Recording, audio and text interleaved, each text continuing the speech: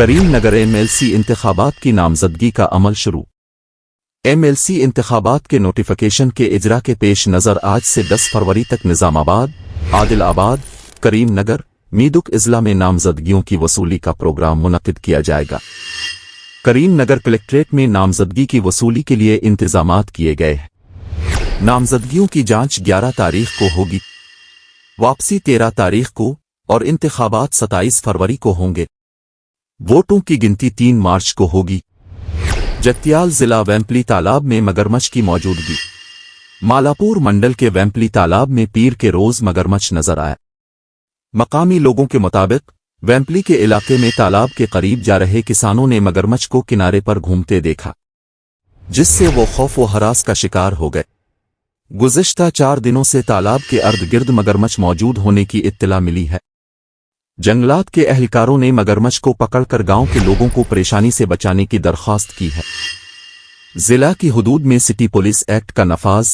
جگتیال ضلع کے SP جناب اشوک کمار IPS ضلع میں امن و امان کو مد نظر رکھتے ہوئے 1 مہینے 1 فروری سے 28 تک ضلع بھر میں پولیس ایکٹ نافذ رہے گا۔ ضلع کے SP کے مطابق پولیس اہلکاروں کی اجازت کے بغیر کسی بھی قسم کے دھرنے، راستہ روکنے، احتجاجات، ریلیوں، عوامی ملاقاتوں، اجلاسوں، اجتماعات کا انعقاد نہیں کیا جائے گا۔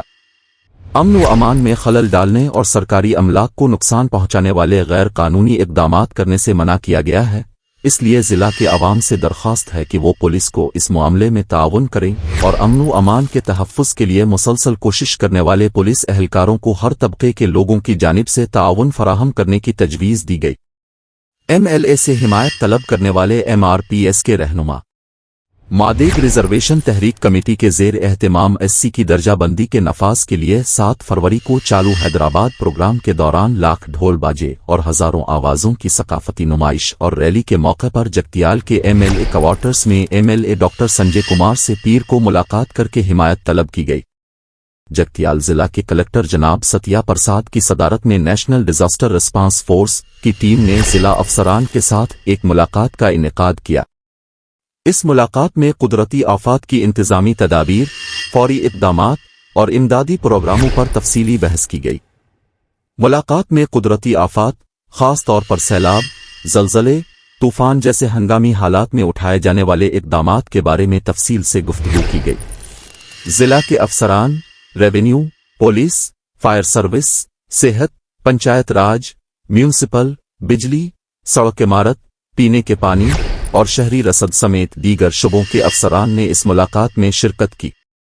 ٹیم نے آفت کے دوران عوام کو بچانے کے طریقوں، امدادی اقدامات، ہنگامی خدمات کی دستیابی کو بہتر بنانے اور آفت کی روک تھام کے اقدامات پر موجودہ حالات کا جائزہ لیا۔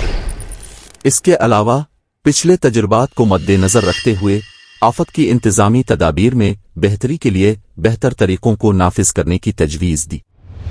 اس موقع پر ضلعی کلکٹر جناب ستیا پرساد نے کہا، ضلع میں ہنگامی حالات میں افسران کا ہم آہنگی انتہائی اہم ہے۔ قدرتی آفات کے دوران تیز رفتاری سے جواب دینے کے لیے مضبوط اقدامات اٹھانے کی ضرورت ہے۔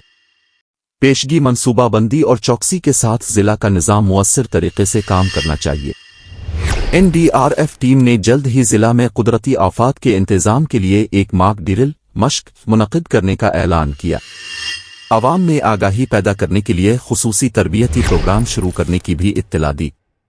اس اجلاس میں additional SP Bhim Rao, NDRF کے افسر مکیش کمار، RDO مدھوسودن، کلکٹریٹ کے AO ہنومان تیراؤ اور ضلع کی سطح کے افسران، مختلف شعبوں کے افسران اور NDRF کے نمائندے موجود تھے۔